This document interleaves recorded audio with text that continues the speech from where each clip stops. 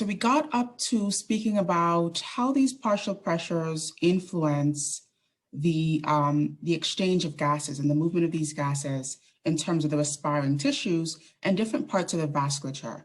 And so just to jump back to this slide, we were explaining here how the gradient drives oxygen in one direction or another.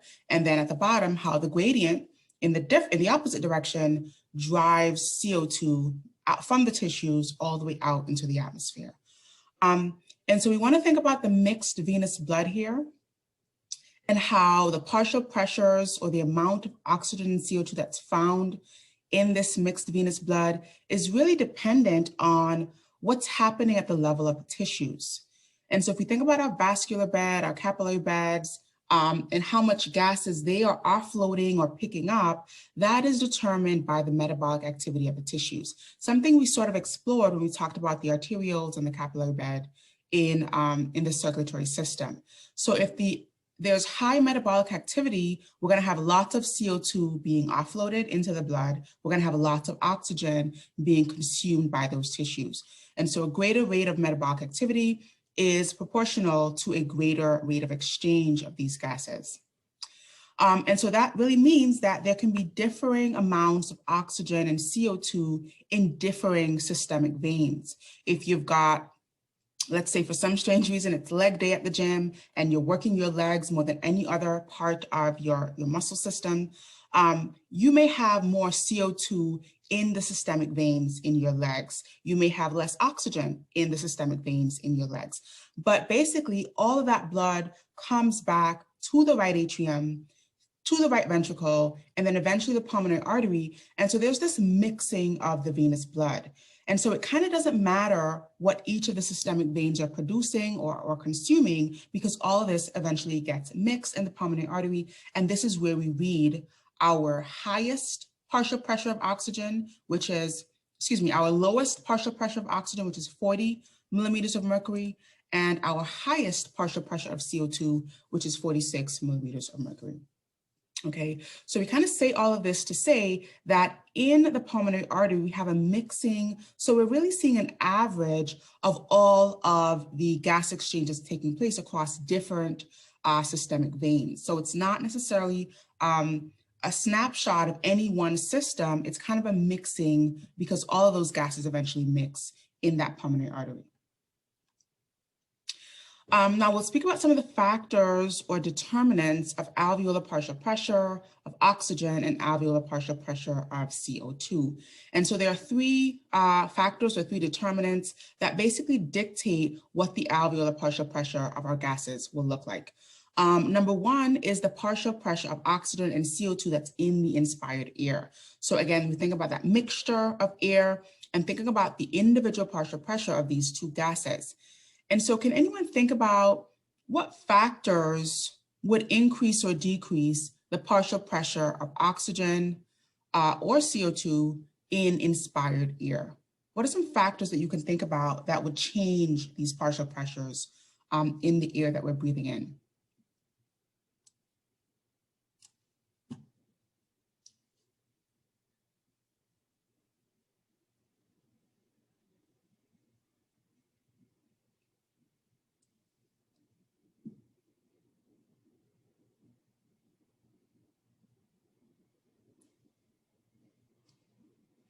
Any guesses or ideas here? So based upon a couple of things we've said before about partial pressure changes, what is one thing that you can immediately think of that would change the partial pressure of your inspired air? Okay, so humidity, yep, that is one. Humidity is a good one. Yeah, we said humidity is going to change the individual partial pressures because now that gas mixture has the partial pressure of water included, and so that would decrease the other relevant partial pressures. And another one is elevation. Excellent, perfect. So humidity and elevation. And in terms of elevation, we said that if we go to higher altitudes, our partial pressure decreases. If we go to lower altitudes, our partial pressure increases. And so those two factors alone, the humidity of the air that we're breathing in, the altitude at which we are, right, the elevation, will increase or decrease the partial pressure of our individual gases and therefore influence that gradient that we spoke about previously. The second factor is minute alveolar ventilation. In other words, how much of these gases are getting down to the alveolar per minute. And we said that that was a product of your respiratory weight times the dead space volume, right? We had to account for subtracting the dead space volume. So we're basically thinking about how much oxygen or CO2 is going all the way down to the level of the alveoli and is being actively involved in exchange per minute, right? So it's a product of your respiratory weight and that amount of gas, subtracting out your dead space. And then the third factor is the most important factor. So someone is saying, does temperature affect pressure too? Yes, it does. Thank you for bringing that up. So temperature, according to our ideal gas law, will affect the partial pressure of our gases. Although that's not necessarily changing in terms of our physiology, it definitely is a pressure that would, a factor that would affect our partial pressure of these gases. Yes. So thank you for bringing that up. So yes, the third factor here is the most important factor. It's going to be the rate at which respiring tissues are using or consuming oxygen, and then the rate at which they are producing carbon dioxide as a byproduct. And so this is basically our metabolic weight, right? How active are those tissues? How much oxygen are they requiring? How much CO2 are they giving off as a result? So this is going to be the most critical factor, which is our alveolar ventilation relative to the rate of oxygen consumption and CO2 production, okay? And so this also brings us to speaking about the respiratory quotient. So we introduced the idea of the respiratory quotient at the beginning, which was how much oxygen is being used per CO2 production. And so that is going to be involved in determining our alveolar partial pressures of these gases as well. Okay, and the final thing that we'll say here is just describing some terms that are important as far as ventilation goes. So hyperapnea is basically an increased ventilation due to an increased demand. It's really important to make that distinction that the demand has increased and it is appropriately being matched by increasing ventilation. And so we can compare this to so I'll let you tell me, what can we compare this to in terms of circulation in our arterioles? Increased production that matches increased demand. Does anyone remember what this would be comparable to as far as our arterioles?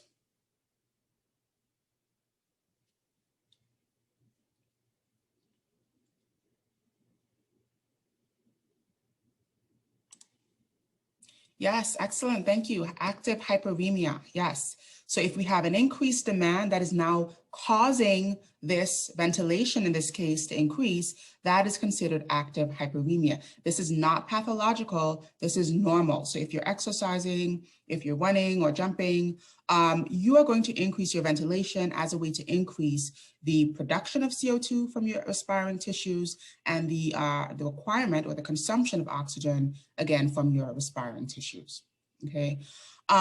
There's going to be minimal change to your partial pressure. It's going to kind of balance out, right? And so this is why we think about it as not being pathological, because this is kind of balancing out that is appropriate, okay? It's matching the demand with the supply, if you will. The other two terms, which are hypoventilation and hyperventilation, are not normal. These are considered pathologic.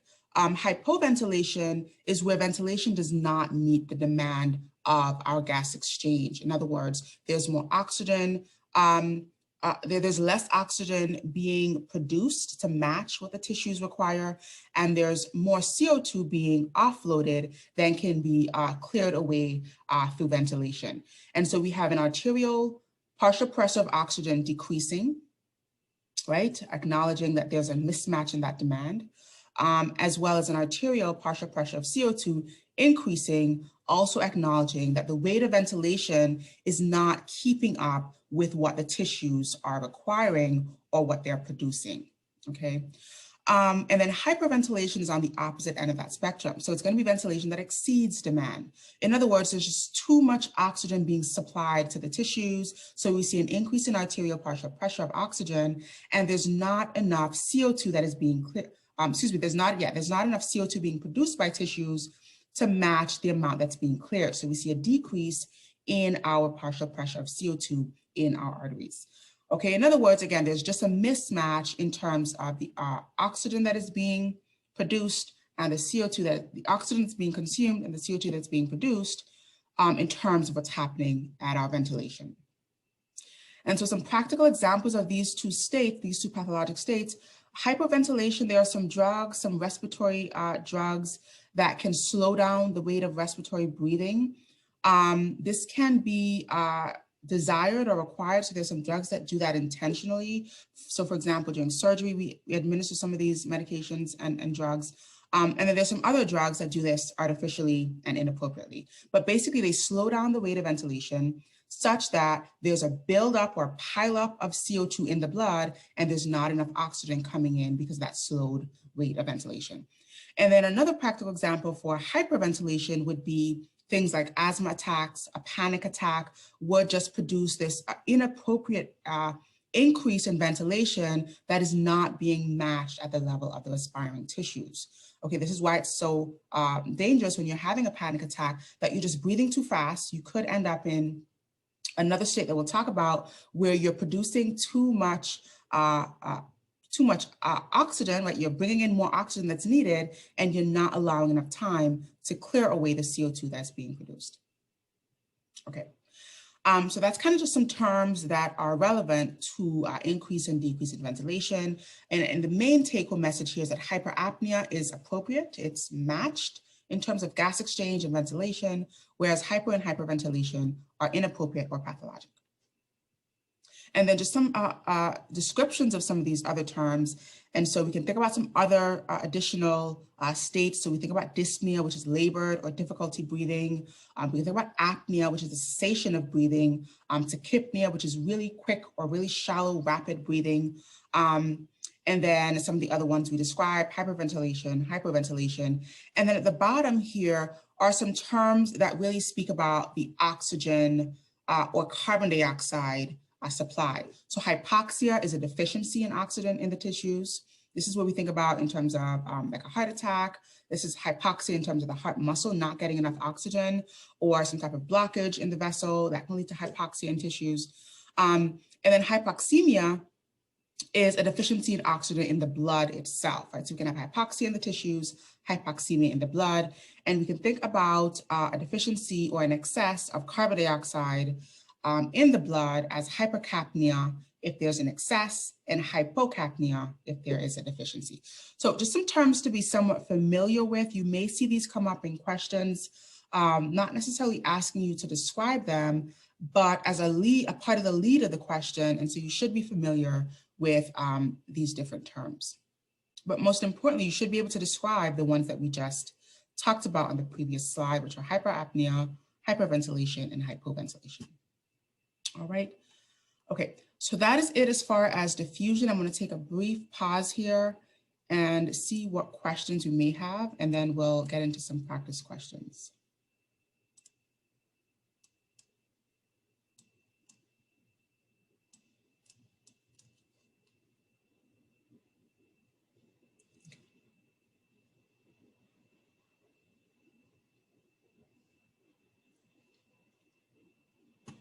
All right, so I'm going to launch a poll here so we can start with this first question.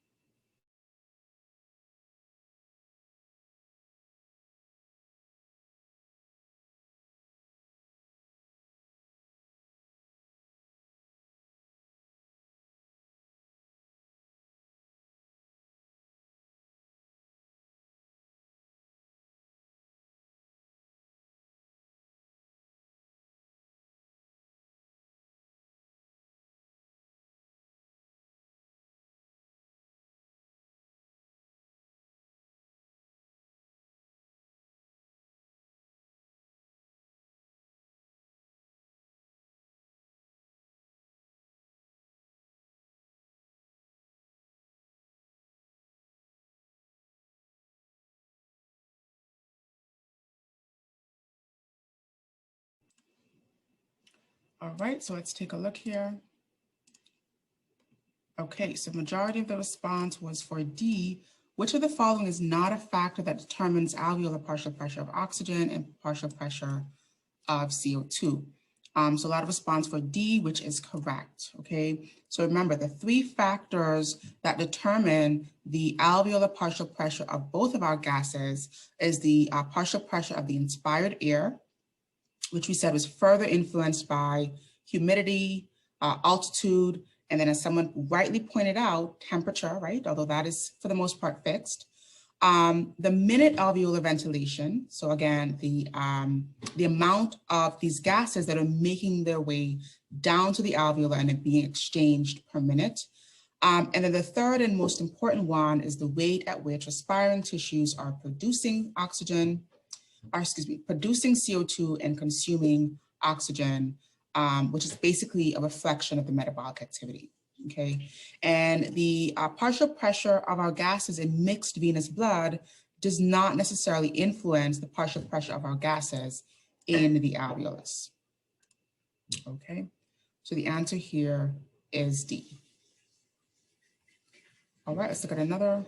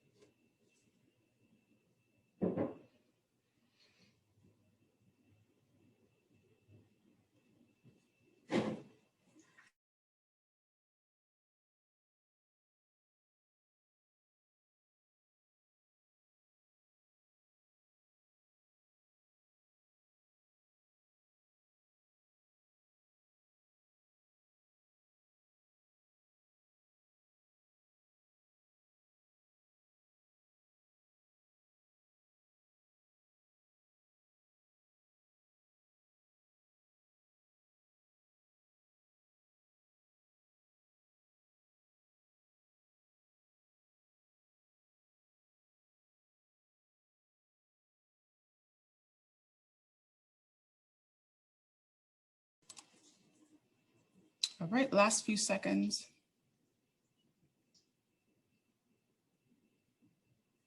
Okay, let's see. All right, so a lot of response for C.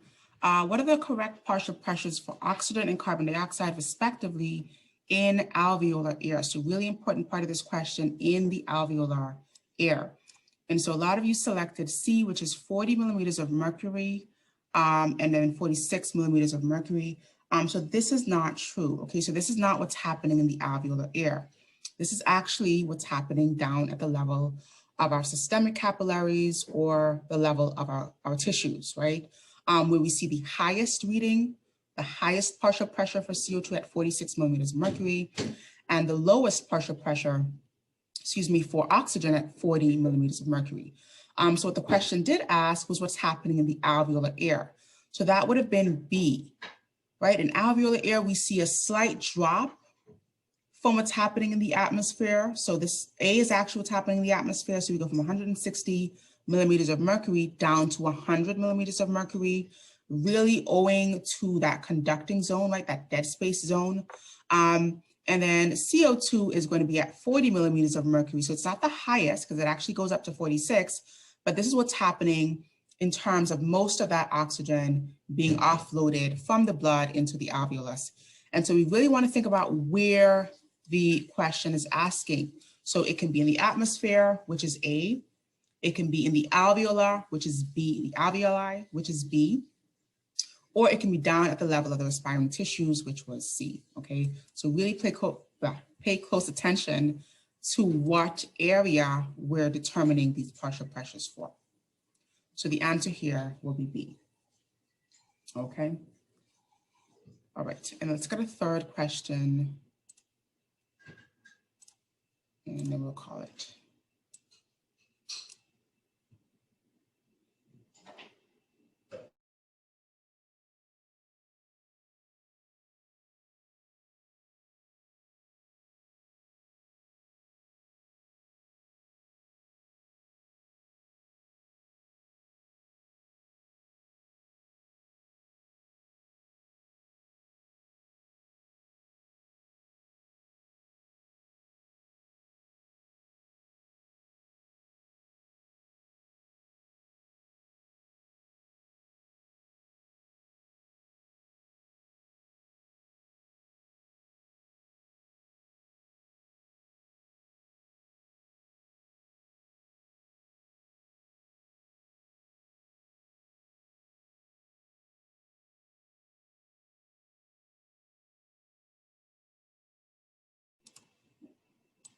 Okay, last few seconds. All right. Okay, so a lot of response for B. Which of the following laws of physics applied to physiology states that the concentration of a gas in a liquid is proportional to its partial pressure? And so here we're thinking about B, which is Henry's law. And remember, we said that Henry's law explains why when the number of gas molecules goes up, our partial pressure of our gas goes up. When the number of gas molecules goes down, our partial pressure of our gas goes down. So that directly proportional relationship between the number of gas particles and the partial pressure of that gas. And just to explain some of the other options here, we talked about Boyle's law. And Boyle's law had to do with volume and pressure. And that was an inversely proportional relationship. So volume goes up, pressure goes down, volume goes down, pressure goes up. And that was applied to the change of the shape of the thoracic cavity and how the pressures were then manipulated in terms of that pressure gradient and then bulk flow. And then the ideal gas law was really where we spoke about the volume, the temperature, the basically the partial pressure and the mixture of the gas in terms of the volume, the temperature, and then that gas constant. We did not speak about Dalton's law, although we did describe it, we did not name it, but Dalton's law is referring to the varying solubilities of carbon dioxide and oxygen. So when we spoke about those beakers, and we talked about both of the gases having to, exposing the water to the gas and those becoming at equilibrium, that was an application of Dalton's law, although we did not, name it as such. So just to give you some context there. Okay, so the answer here would have been B, or Henry's law.